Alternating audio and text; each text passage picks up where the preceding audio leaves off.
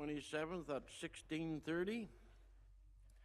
First order of business is disclosure of pecuniary interest and general nature thereof. You can declare it now or at any time during the meeting. Tonight we have a delegation, Mr. Mike Maynard from White Otter Inn. And Mike, the floor is yours. If you would step to the podium, please, and you have 10 minutes. Thank you for the invite. Good afternoon, Council, and everybody involved. I'm here to speak on behalf of property taxes and property taxation in Atikokan in general. I'm speaking about property taxation in Atikokan and the impact of property taxation in Atikokan in itself. So, as we've progressed over the years, and as most of you know, that you know who I am, and you know of my parents have owned the business since 2002. I've seen an increase in property taxes quite drastically from 2018 and on from Atikokan. And at this point, I'd just like to reiterate that I've done a lot of research and a lot of digging around to see what our area actually is in the taxation area, how Atikokan actually falls in the taxation area. And we are classed as the most highest in Northwestern Ontario and almost all of Ontario. So there's three components on that. There's residential, there's commercial, and there's also industrial. The impact in Atikokan that I see at the moment is that we are not getting any industrial because of the high rate of taxation. When you are looking at a 13% taxation on a business that's at an equal value of $1 million or $3 million or $100 million, which most industrial companies are worth $100 million, they look at the 13% and kind of walk away. I would do the same as a business owner, which is why at the moment right now, as I go through my taxation, I'm trying to figure out if it's worth for me to continue operating the White Otter in Atikokan with my family. I would like to pass it on to my kids. They're interested in running it for the rest of their duration, just like I have for my parents. When it comes down to the taxation of Atikokan, either I'm not sure on how we can reform it or how we can figure out a way to fix the taxation of Atikokan. But penalizing the citizens of Atikokan is not a way to fix downfalls of certain areas or certain departments that are being cut or downfalled on. What I mean by that is that I've done a few research. So we'll take Fort Frances, even though Fort Frances has a lot more citizens, a lot more per capita, which is normal for them, their taxes to be lower, but they're at a 2.2 residential rate. Atikokan's is at over 4, I think. Last year it was at a 3.7. I have it here. It's 3.76, and I'm not sure. I haven't seen the budget for 2024 at this moment, nor the tax hike. Fort Francis's tax commercial rate is 4.7. Atikokan is 7.7 as of last year. Not sure what the increase is this year. Industrial in Fort Frances is 6.2. Atikokan is 13%. So when you're doubling taxation on citizens that are trying to progress Atikokan to a further level, to put it into a different, outside of a township, get people involved, taxes will make people run. We already have enough as it is with the Liberals. We don't need more than that. As it stands, I'm not sure how to fix the issue, nor am I an expert at fixing the issue. All I know is that I've spent a lot of time going through the budget of Atikokan since 2019. I've done a lot of research into all the different places. I can use Dryden is 1.8% residential, 3.8 commercial, but higher on industrial because they have the paper mill, which is 10.1%. What we match on for residential, for example, throughout Canada, would be like living in Osoyoos, BC. And if nobody knows what Osoyoos, BC is, this is the only place in Canada that has the largest freshwater water that it does not freeze all winter long. And they have over 1 million or 1.5 million in tourism every single year in reoccurring. So Atikokan has a shortfall of tourism and also has a shortfall of interest of building Atikokan for what it needs to be. I'm not quite sure where we stand, how we stand, but the town has to unite at some point in time and figure out where we need to figure out the shortfalls, where we need to fill in the shortfalls, instead of taxing the citizens of Atikokan. I will say it this way. As I own the White Otter, most of you know, I have a lot of old people that walk into the White Otter. They sit down, they have coffee, and I have coffee with them. And I will spend hours and hours listening to these guys' stories, everybody's stories in Atikokan. And 80% of people that are senior citizens in Atikokan at the moment are being forced to sell their house because they cannot afford taxes. Whether it's to do with the tax hike or whether the lifestyle, it doesn't really matter, but the point is that a house that's been paid off should never be sold just to continue living. And what I mean by that is that senior citizens are being taken out right now at the moment. Where I can already see it when it comes to liberal cuts. I can see senior citizens are left out the side and they're not being taken care of. And meaning that their increase in wages, as opposed to the increase in inflation and increase of taxation, which townships and everything else, it adds up too much of a burden that they have to sell their home, their actual home that they've lived for 30 years. So at this point, when I hear this from people in Atikokan saying that they have to sell their home, it's almost hurtful. And I'm thinking about myself. I don't live in Atikokan residentially. I own a business. But I'm planning on buying a property in Atikokan.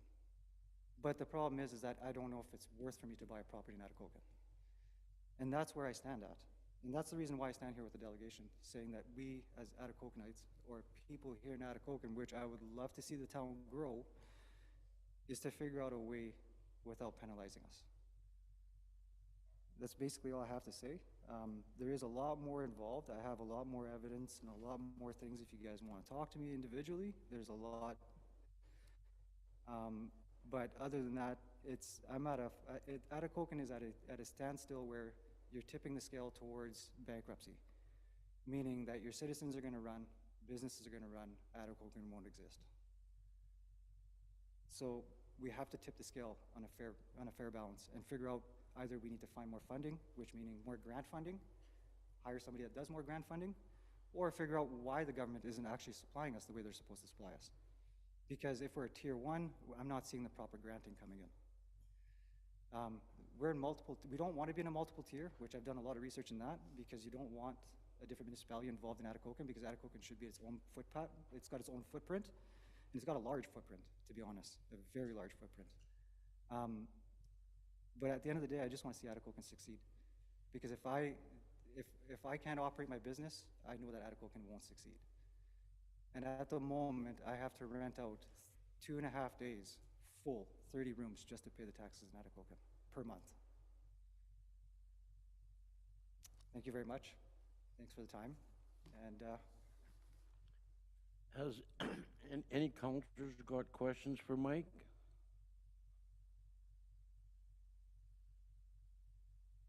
Counselor Zacharias. Thank you. Not a question. I'm just wondering if you would be able to share the information that you have with us. Just email it to the town, or?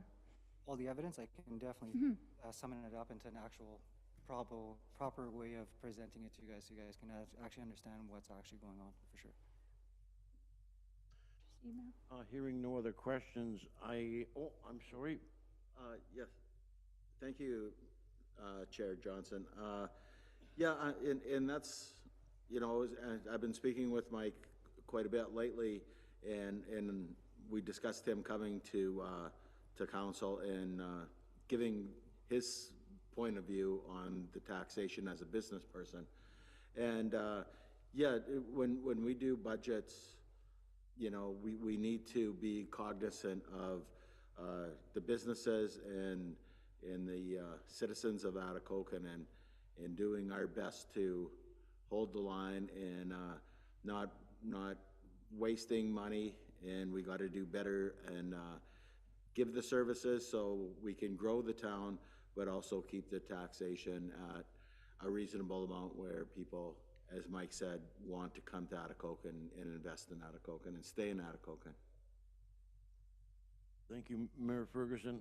Mike, I don't know what to tell you, because this is way beyond my scope. I don't know if Brandy has anything to say, or if Jason was here, he could set light on it. I don't know where to go. Okay, well, just one thing I want to point out is, yes, we do have a high tax rate, but we have low assessment. So what happens is, when you have low assessment, you have to have a higher tax rate. But when you bring it down to dollars and cents, our ratepayers aren't paying drastically different amounts. So in 2018 and 2019, both Greenstone and Dryden did a review, and they basically regionally, so in the area.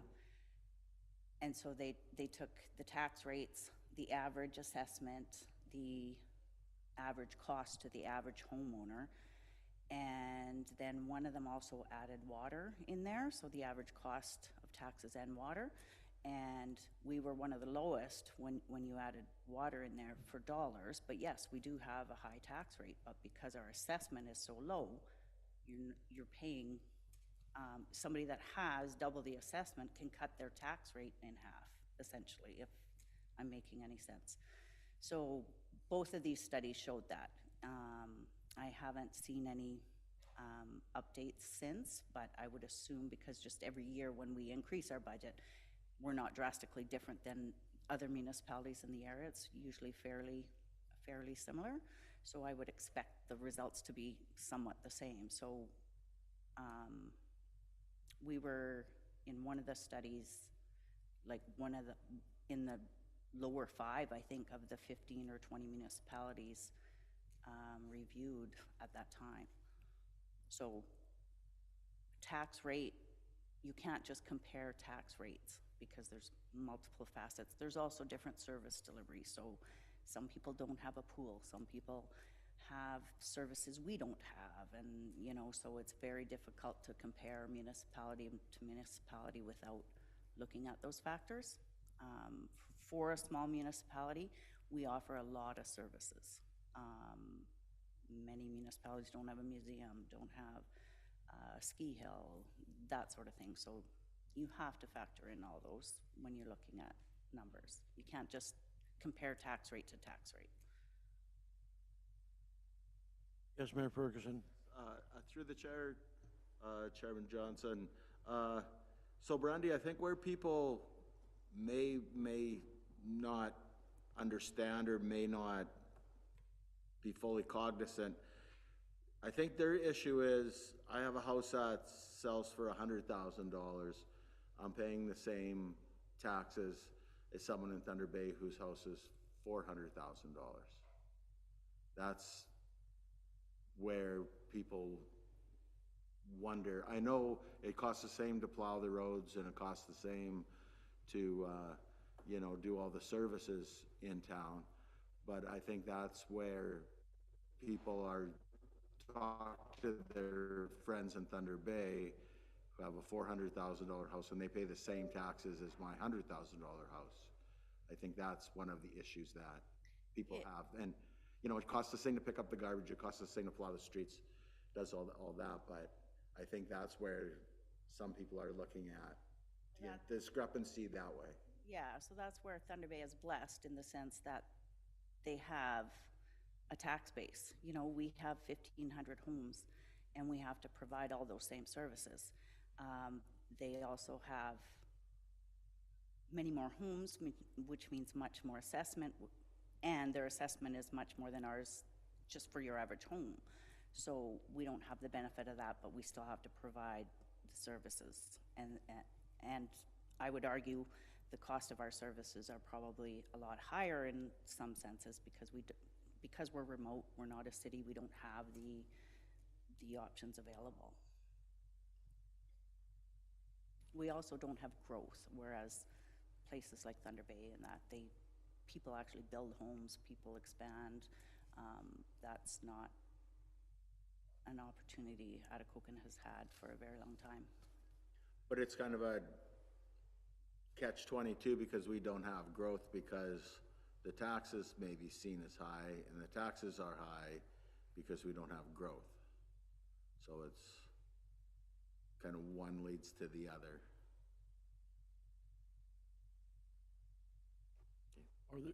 Are there any more questions or comments? Can Mike speak again?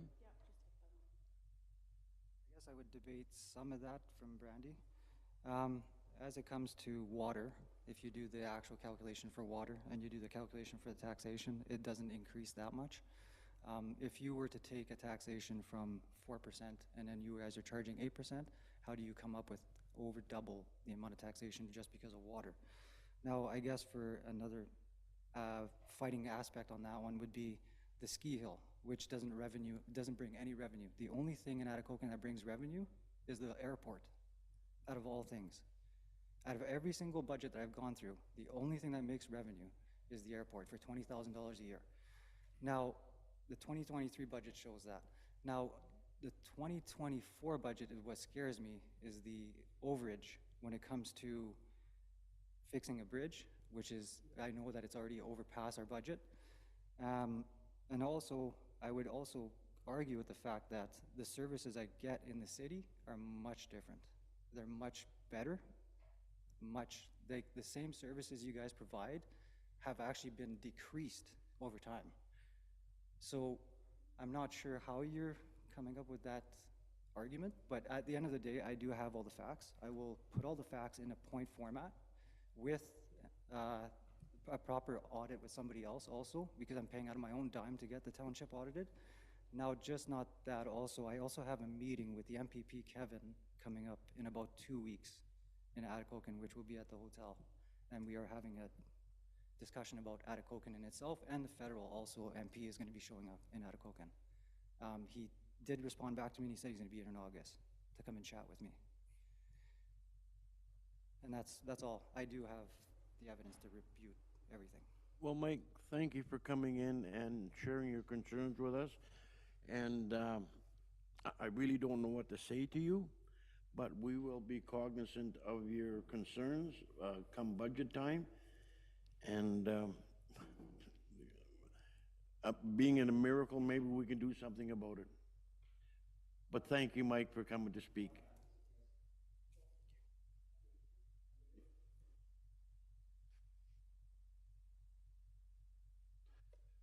Okay, moving on. We're going to go to Committee of the Whole reports, and we'll start with Finance, and we'll go to Brandy. Okay, so since the last budget meeting, I added 500 in revenue for the Canada Day grant, and then I did a reconciliation of OCIF and added, I think, 7,100 or something like that. So the end result being operating budget of 10.7 and capital budget of 10.8, municipal tax increase of 3.96 over last year, combined residential 3.79, and combined commercial 3.5. So the levy has actually decreased from last year. So last year it was 296 and this year it was 272. So the average homeowner tax increase will be $110.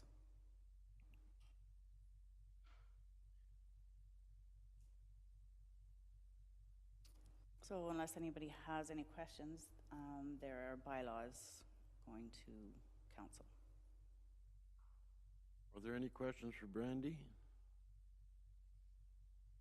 What scares me about this is we're looking at a 3.2% increase and $272,000. We had a discussion last week in council about backing some new business that might be coming to town. And everybody's concerned about it. And if that business shuts down, we'll have to come up with $3.4 million. So if you think that this number here is a little bit big, hang on for 5 years when the agreement at ISO and OPG comes to an end. I couldn't ask for Mike to be a better time to make his delegation about high taxes. Well, guess what? that's gonna be nothing compared to what the heck they're gonna be if we don't get new business into this town and we have an opportunity to do so. That's all I got to say about that. Any more questions for Brandy concerning finance? Okay, we'll move to benefit renewal, Brandy. Okay, so we had our annual meeting with our benefit provider, and I was pleasantly surprised with the results. So I don't know if you recall last time we had talked about renewals. We had talked about going to market and the benefit of timing of going to market and when you should and shouldn't. So we went to market 2 years ago for benefits, and we didn't have anybody quote on us. So we just renewed. And then last year, we didn't go to market, but I did individually go deal with one provider and tried to get a quote, but they wouldn't give a quote either in the end. So when looking at the timing, we're looking at going to market again in the fall. We think that would be most beneficial for us. So right now we're recommending that we renew with the current provider, and right now it's a $2,450 increase to our annual cost, which is quite good, and then going to market in the fall. In today's world, that's not a bad increase, though, is it? No, that's not bad at all. Yeah. No, we had a significant decrease in dental, but we pay high LTD rates. Any other questions for Brandy? Okay, moving on. We'll go to Public Works Airport Waste Management Department update. I guess we'll turn that over to Tyler.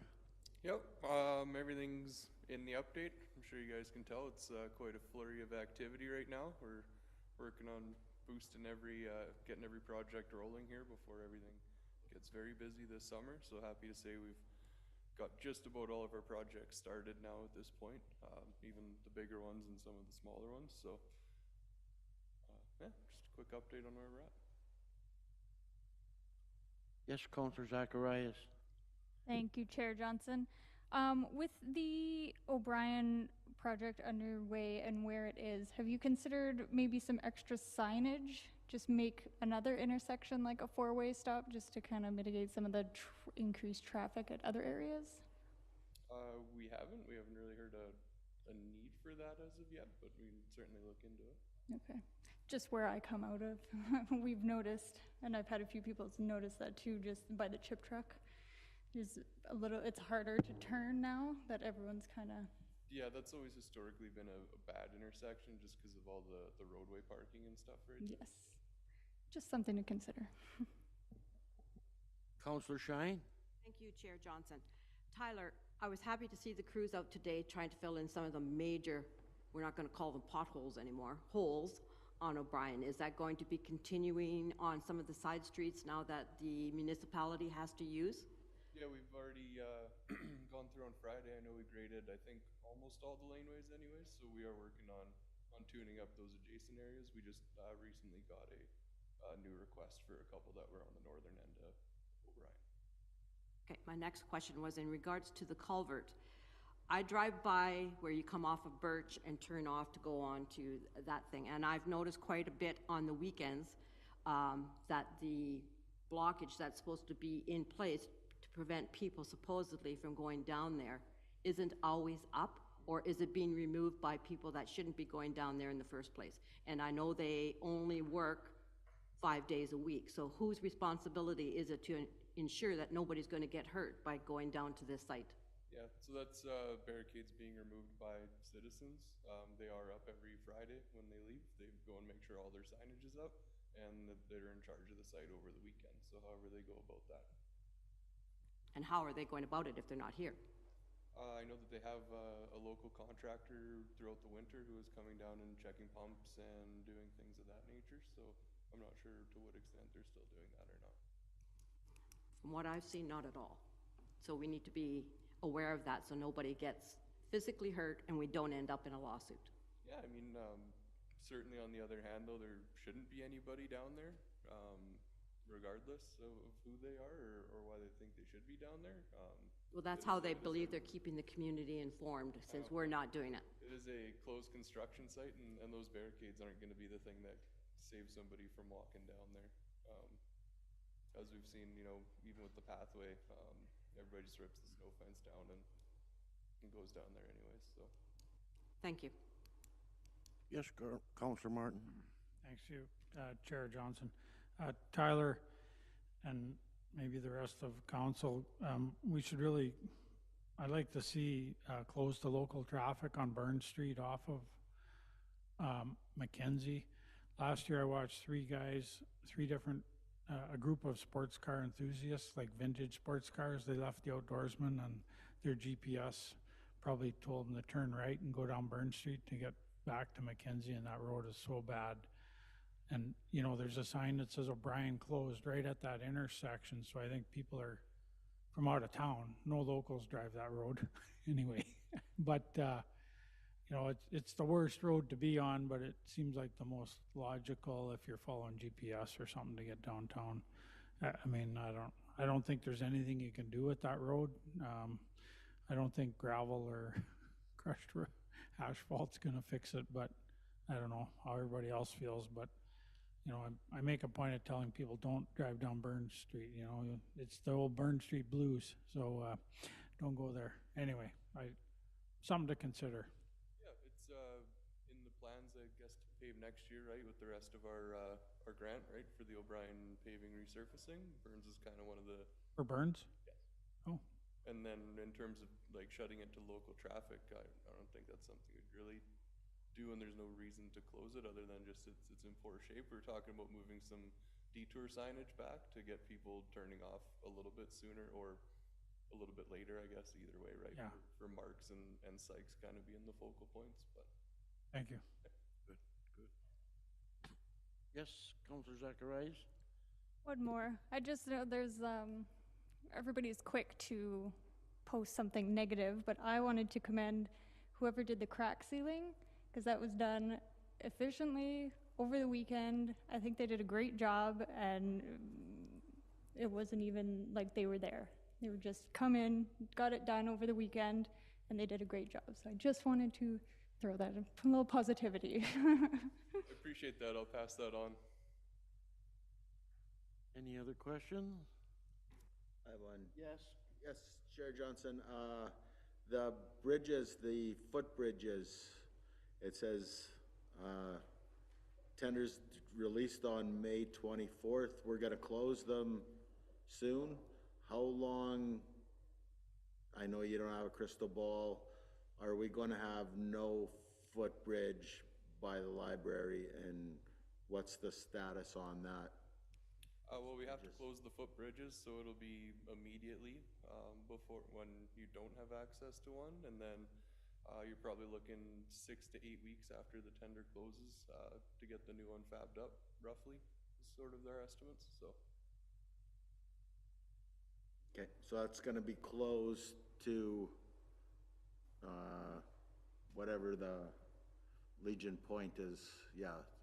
Yeah, they'll both. For Canada Day, it's not gonna be the footbridge there. No, they'll both be closed. I'm sure just like you see with traffic control, it probably won't impact the actual use of the bridge itself. Pardon, I didn't hear that, Tyler. Much like we see with traffic control, I don't think closing the bridge is going to actually impact the use of the bridge. Everybody is just going to continue using the bridge until it's removed. Again, no crystal ball, but just going off of what we typically see. But we wouldn't fence it off, so no one, if it's unsafe.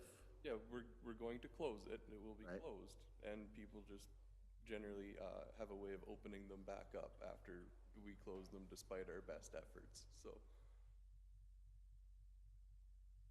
I just, what happened with the Mercury culvert, and, you know, are we setting ourselves up if we're deemed to be unsafe, but we're not being duly diligent in stopping, you know, put a sign up, say caution, and let people still use it. I think we should do something.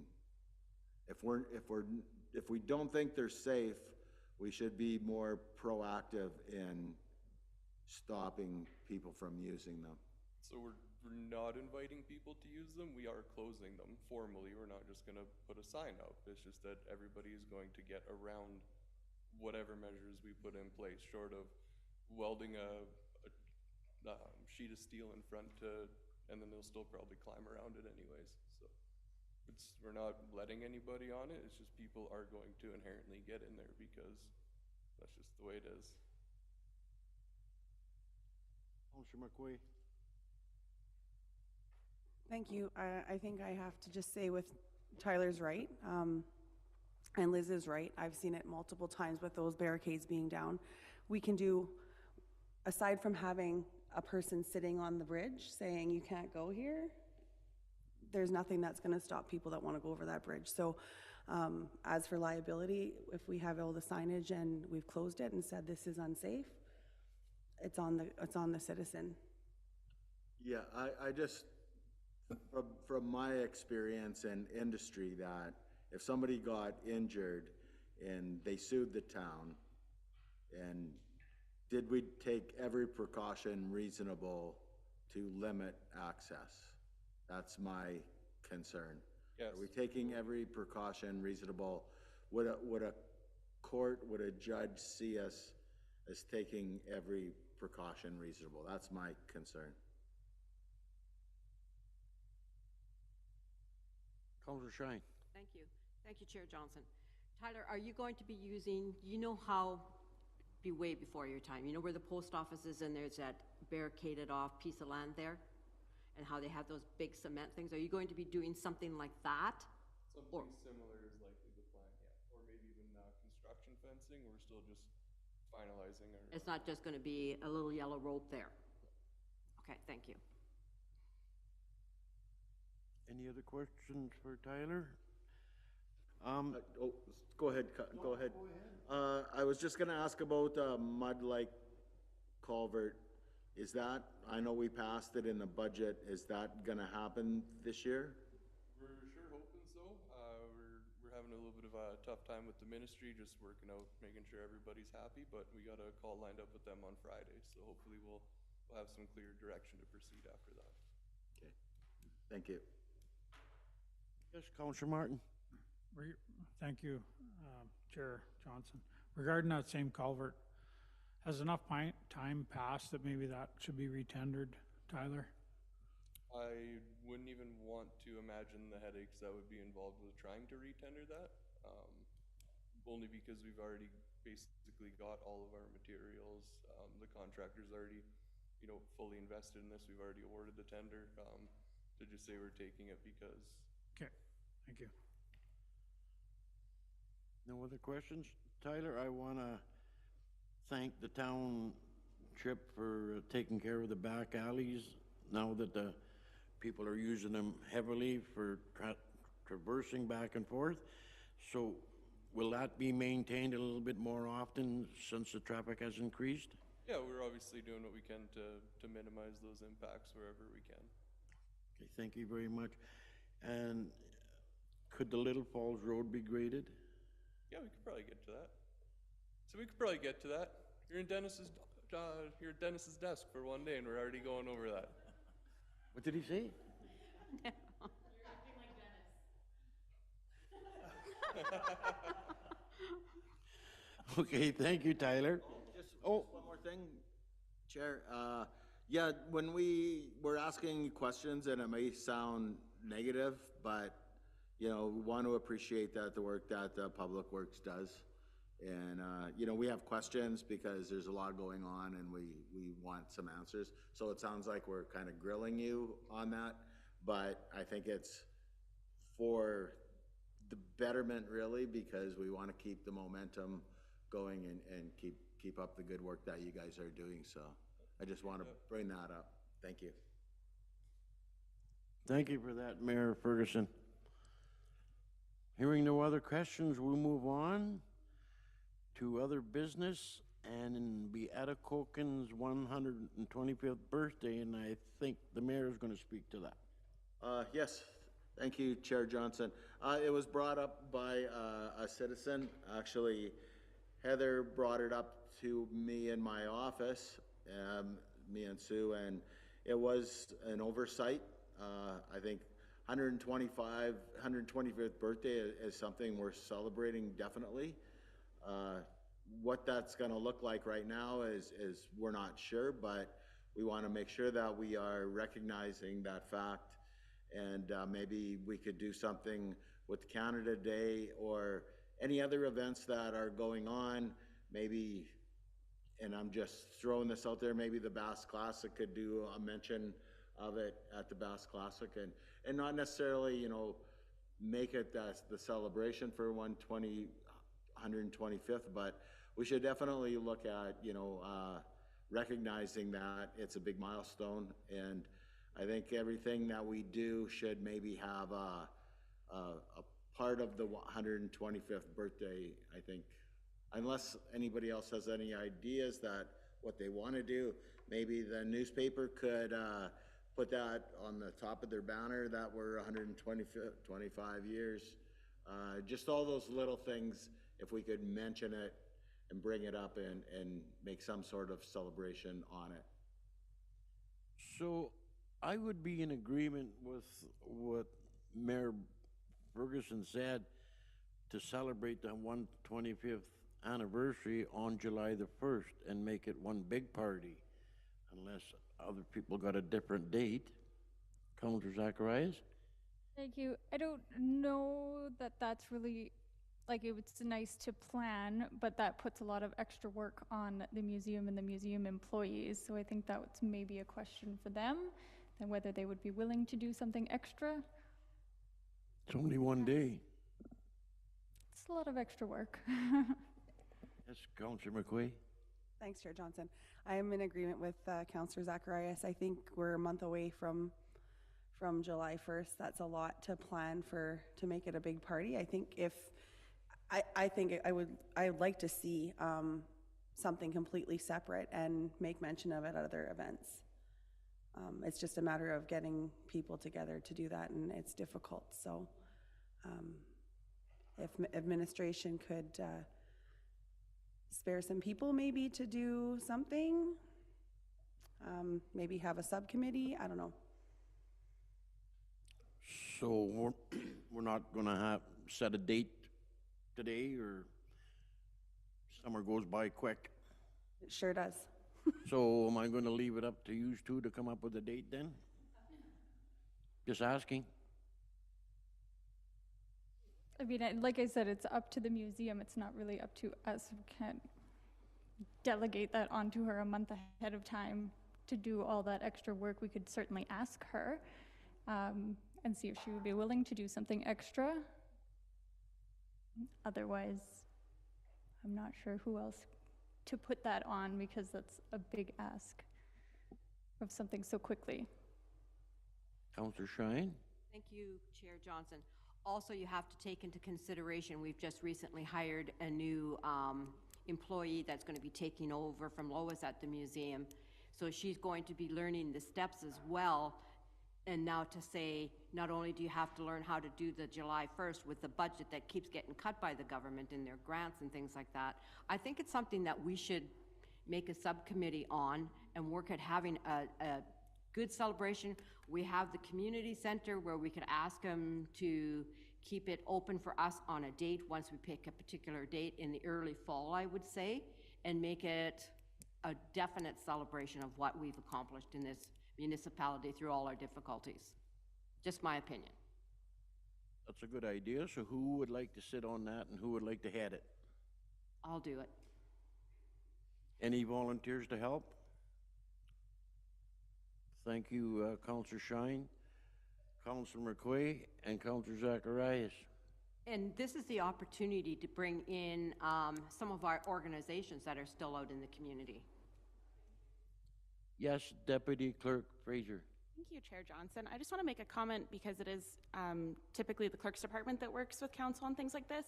We're passing the budget tonight and there's been no budget allotted for anything like that. So before we get to a subcommittee or planning an event, that might have to be something administration investigates to see if we even have money to do such a thing. That might have to wait for Jason, but I just thought I'd make mention of that. Water and crackers.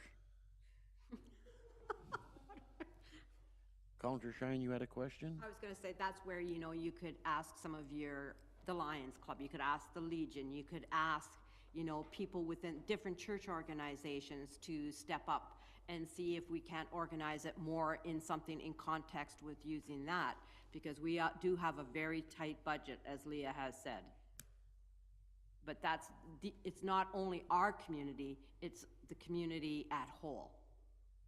But it would be a shame not to have the township involved in a Yes, definitely. 125th anniversary celebration, for sure. Counselor Martin. Thank you, Chair Johnson. I wonder if Mike Holland would throw some money at us for a 125th birthday party. Or Kevin Holland. What? Who's Mike Holland? Sorry, he's probably watching. Anyway, grant money for celebrations like this, but it's probably too late. Running, I could speak with economic development, and maybe there might be something through the economic development as well, where they may be able to leverage some funds from FedNor or something like that as well, so. good thought, Mayor Ferguson. Thank you for that. Any other questions concerning that? Just a comment, are we good to sort of plan some ideas, Leah, and maybe converse with you guys, the three of us, the 4 or 5 of us, or whatever? Yeah, if you guys would like to send us some ideas, for sure. I just think that a report from administration should probably come forward before we appoint any kind of committee, just to see what we are dealing with. Sounds good. Thank you. Thank you for that. Hearing no others, that is the end of our agenda.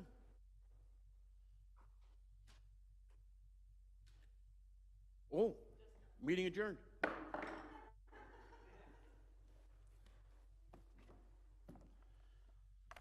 Good job, Counselor. Gonna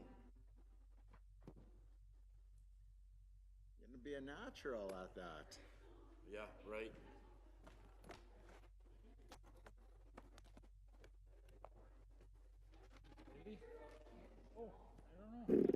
Hi, Gord. We're just on break. No worries. Thanks. Apologies for being late. You're a little late. You missed it. Stuck in traffic. Maybe Gore's had a question. Toronto traffic. Good times.